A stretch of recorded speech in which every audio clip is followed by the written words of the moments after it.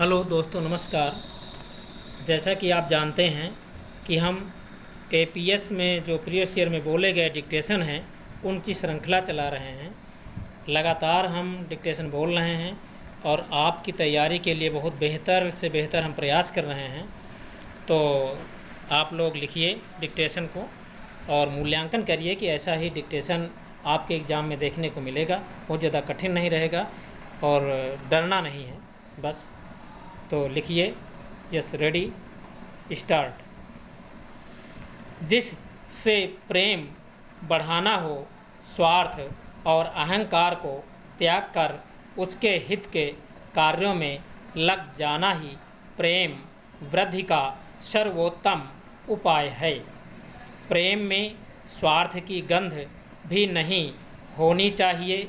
वास्तव में स्वार्थ और अहंकार ये दोनों ही प्रेम मार्ग में बड़े बाधक हैं। मान लीजिए हमने किसी के हित का काम किया और फिर यह कह दिया कि इसके हित साधन में मेरा कोई स्वार्थ नहीं है। बस इस अहंकार के उत्पन्न होते ही प्रेम की वीणा के तार छिन्न भिन्न होने लगते हैं। किसी की सेवा या उपकार करके उसे कहना नहीं चाहिए, क्योंकि अपने उपकारों को प्रकट करने से अभिमान की वृद्धि होती है और अभिमान को कोई भी सहन नहीं कर सकता। मनुष्य स्वयं चाहे अहंकार का कितना ही शिकार बना रहे, किंतु वह दूसरे के अहंकार को नहीं सह सकता। जरा सी खटाई पड़ जाने पर जिस प्रकार दूध एकदम फट जाता है, उसी प्रकार उत्तम सेवा रूप दूध में अहंकार पूर्ण वचन की खटाई के पड़ जाने पर वह सारी सेवा व्यर्थ हो जाती है। शास्त्रकारों का तो यहाँ तक कहना है कि अपने उत्तम कर्मों को गिना देने से ही कर्म सर्वथा व्यर्थ हो जाते हैं। रास्ता त्रिशंकु ने अपने मुँह से अपने कर्मों की प्रशंसा की थी, इससे वे स्वर्ग से च्युत हो गए थे।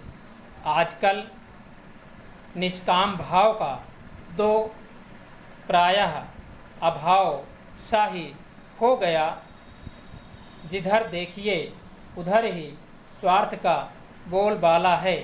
वास्तव में स्वार्थ की भावना निष्काम प्रेम के लिए कलंक स्वरूप है। निष्काम भाव से किया हुआ आचरण अमृत स्वरूप माना गया है। प्रेम की उत्पत्ति सेवा से होती है। भगवत प्रेम की प्राप्ति भी सेवा और भक्ति से ही होती है। सेवा से भी भक्ति का दर्जा ऊंचा है। सेवा तो हर किसी की हो सकती है, किंतु भक्ति हर किसी की नहीं होती।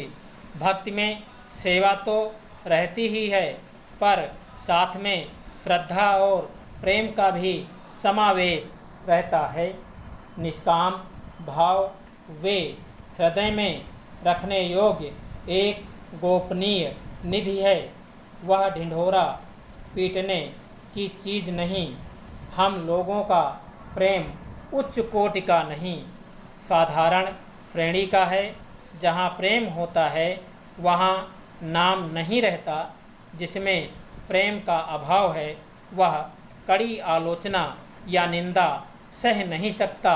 जिन्हें प्रेम प्राप्त करना हो उन्हें दो बातों को भूल जाना चाहिए: दूसरे के प्रति किया हुआ उपकार और दूसरे के द्वारा किया हुआ अपना उपकार। इनका संस्कार रूप से भी मन में रहना निष्काम भाव के लिए कलंक स्वरूप है।